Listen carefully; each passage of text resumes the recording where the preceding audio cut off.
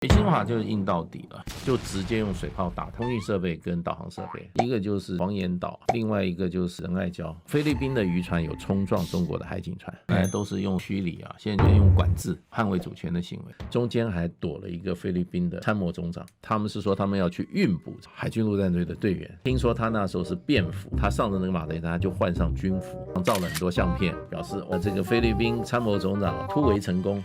他把这个事情炒大。马克是不是就明白讲，我们不会开第一枪，他要找更多的国家一起来打群架，在东协体制内看上目前他是没有任何成果，所以他只好去找日本。他本来想要到日本借这个通过一个宣言，没有达到目的，美方也没有任何动作。中国大陆已经把南海搞成中国的内湖了，3个小三角，美济永属、主碧礁，每一个都是一个航空母舰的战力。Ladies and gentlemen, welcome the host. 近期在南海倒是发生了不少的冲突啊，就中国跟菲律宾在南海的冲突啊。那最近小马可仕就讲了一句话哈，就菲律宾总统他说啊，菲律宾在南海问题上需要呢来改变思维啊，他们正在与中国的外交努力迈向恶劣的方向。所以马尼拉呢这方面有需要呢在南海问题上改变思维啊。他说菲律宾呢一直是透过传统的外交方式跟中国打交道，但是就是没有取得太大的进展啊。在南海问题上呢，相关国家觉得应该要参与其中，菲律宾应采取呢所谓的范式转移啊。他就重申了，我菲律宾没有要发生这个武力纠纷啊，会继续沟通，但是还是要尝试来争取在南海地区，他们现在把南海叫做西菲律宾海嘛，West Philippine Sea 的责任来取得联合立场，因为大家知道那个南海叫 South China Sea 嘛，就觉得对他们来讲不够政治正确了，对，大家都有自己的叫法啦，对，这很有意思啦。因为菲律宾一直以来在南海就是认为主权的伸张跟中国有所冲突啊，中非其实在南海有很多的摩擦，那北京是说我们是愿意合作啦，可是你这种讲话你没有办法改变现在的一个问题啊。那王毅是有出来讲比较重的话啦，王毅有说到说，其实到今天为止啊，中非会有这么多问题啊，主要是在于说菲律宾自己背弃了自己做出的承诺，一直在挑衅之势啊。那已经到了十字路口上了哦。那未来何去何从，你菲律宾你自己要慎重选择。那如果你继续生事的话呢，我一定是依法维权，坚决回应。所以踩得很硬啊。那马可仕讲话也在升级。我们先几个部分来请教一下大使，就是说第一部分是中非这一轮的所谓摩擦冲突是怎么来的啊？那再来是这个冲突为什么会到现在感觉持续在升级呢？一个就是仁爱礁，另外一个就是黄岩岛哈。12月9号，黄岩岛他先去了3艘船，对，那么侵入黄岩岛的这个领海，大概进入到黄岩岛本岛大概是3.5海里左右。那中国就执行这个捍卫主权啊，就是管控跟管制，那就开水炮。那他3艘船，2艘渔船，一艘是菲律宾的所谓海洋资源部的一艘公务船啊。那吨位大概看起来大概只有差不多200-300吨的小船啊。那中国出动的海警船是3302跟3305两艘，大概都是3400吨，所以比他的那个公务船大概大10倍。对，然后因为管控管制嘛，就直接开水炮。看中国大陆过去执行公务的时候啊，他这个海警船都是射这个周遭，然后要不然射他的前面，没有直接射船。那这一次就左右开弓，对，他把这个2艘海警船开到这个公务船中间哈，就直接用水炮打他的那个通讯设备跟导航设备，所以通讯设备打坏了。我想就是说船上的这些也很受震惊，因为中国大陆就是说比前几次的做法升级。之前水炮最多就是射旁边干扰你示警式的，对，而这次是直接水炮直接是物理性的攻击了，就直接攻击他船身了嘛。那没有，他就是攻击他的那个无线电设备、导航设备哈，在船的上部，照得很清。但中国大陆也说没有什么顾忌了，执行维权了，就是管制了。那这是12月9号，12月10号，那菲律宾又有多艘渔船，那么进入到这个仁爱礁。仁爱礁事实上跟黄岩岛相距差不多几百海里啊，仁爱礁比较靠南。那仁爱礁它的右边往这个东边走，巴拉望岛，对，也是巴拉望省。那个是菲律宾的最靠西的一个群岛，一个很狭长的，它离仁爱礁也有差不多100多海里，就过去了。然后呢，中国大陆在那个地方说菲律宾的渔船有冲撞中国的海警船，那么中国海警船事实上的话也用水炮驱离。对，那最后呢，这些船只上面呢，他还是放过去了，让他过去。他们是说他们要去运补这个仁爱礁上的那个马德雷3号，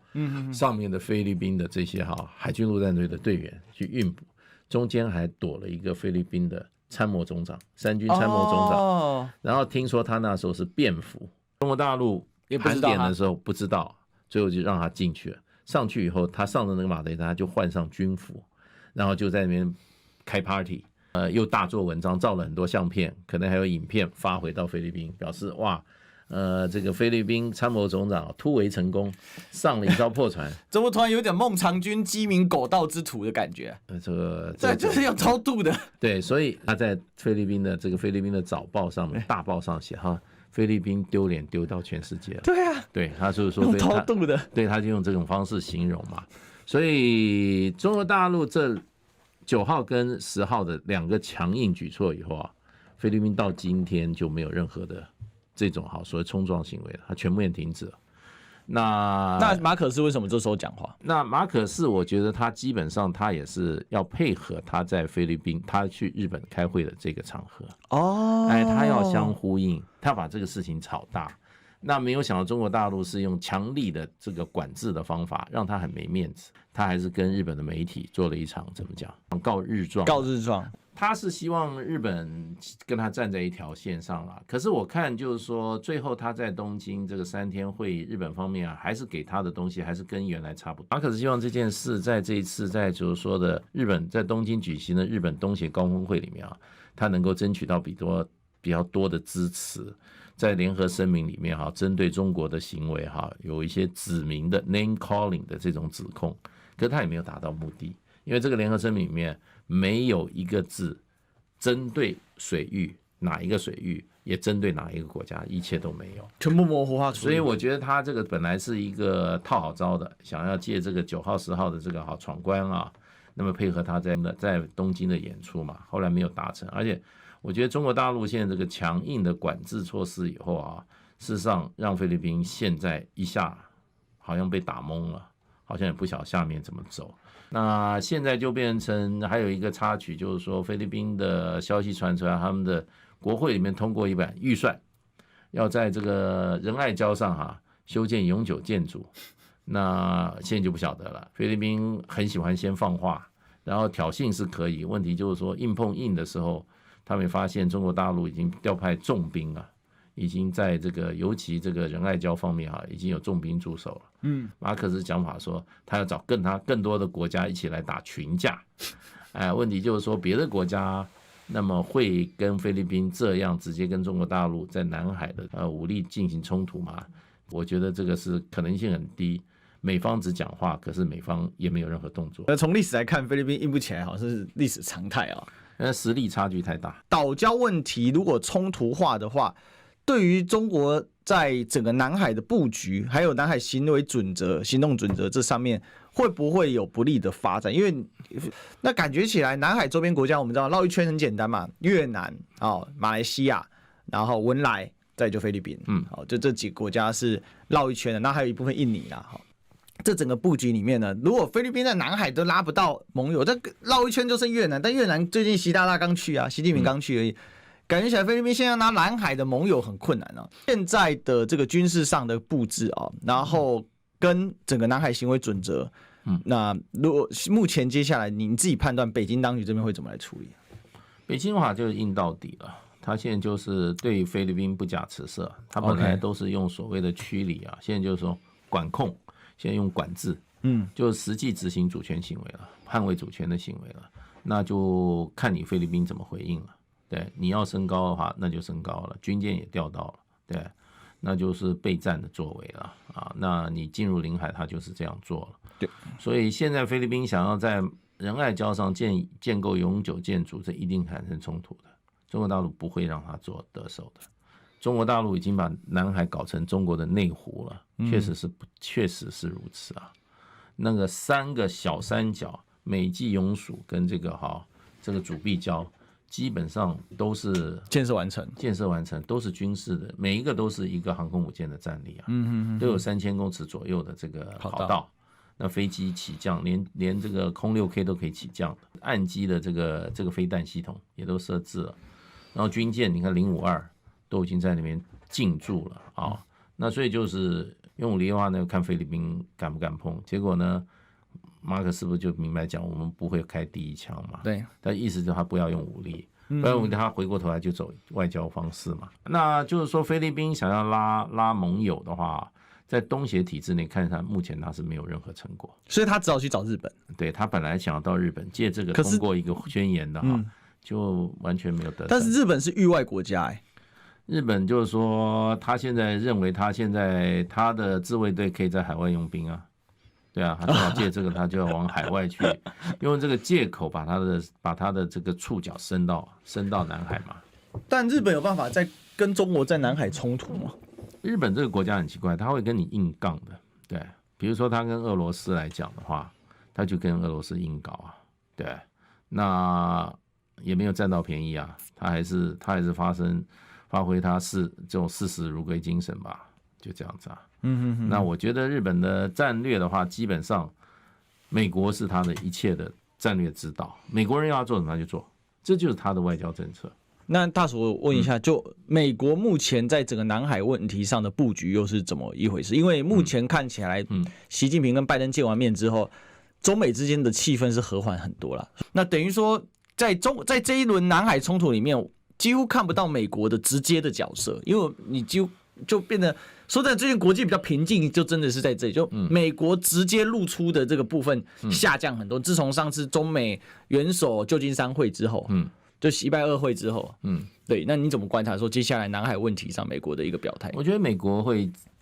还是会要搅动南海问题，因为这个是他一个抓手，对，他制造中国大陆困扰，而且用一个理由来把他的盟友整合起来的一个很重要的一个抓手。所以南海问题对美国来讲有大用，他也成功的把中国大陆的国际形象他要给他破坏，就说你是个扩张主义。那你跟邻邦都有领土纠纷，